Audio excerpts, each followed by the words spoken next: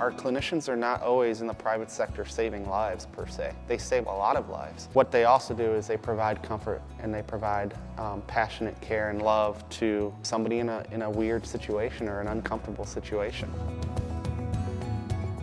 We've had plenty of nights where somebody calls us, they say our ER is jamming right now. Every bed's full and we got a room full of 12 people waiting. I can't tell you how many times in my career we're getting up at night and going, we'll be right there. We're gonna help you coordinate transports. We're gonna get all the paperwork organized so your nurses can stay on patient care. Our big differential is when you have an issue or a unique situation, we're available 24/7. Everything in the medical environment is going to a satisfaction-based business, right? Where it's not just about the clinical care, but it's about how the patient and the family felt at the end of that as a whole. They remember that we thought about bringing that extra bag or made our cot when they came in. You know, it's the little things and the nuances that we focus on and spend a lot of time and attention on, because in the end, that's what makes the big difference.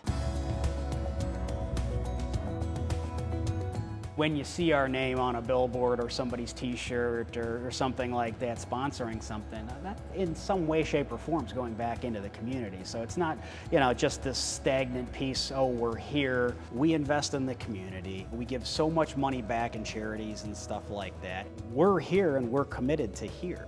We do a lot of in-kind donations for 5Ks, for big-time events, and the way that we give back, if you will, is we don't charge for that.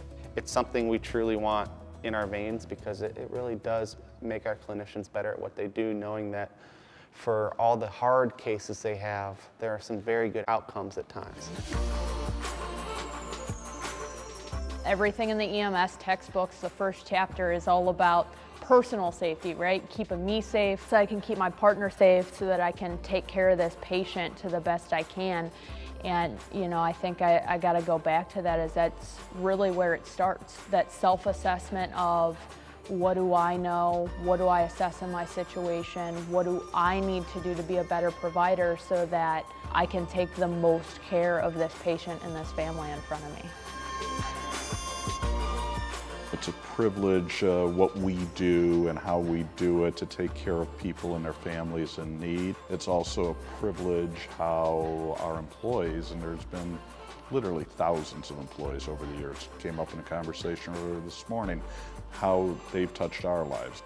What drew me to continue growing this business was the individuals that I met. This is such a cool group of people. The way that they give their time and sacrifice their family and home life in order to take care of patients at all hours of the night. We take a lot of pediatrics, we take a lot of younger adults, we take a lot of older adults. So now we have this population that's expanded, and it's allowed the level of medicine that our paramedics and EMTs practice, it's allowed them to get really good at different situations, and that keeps them motivated, that keeps them hungry.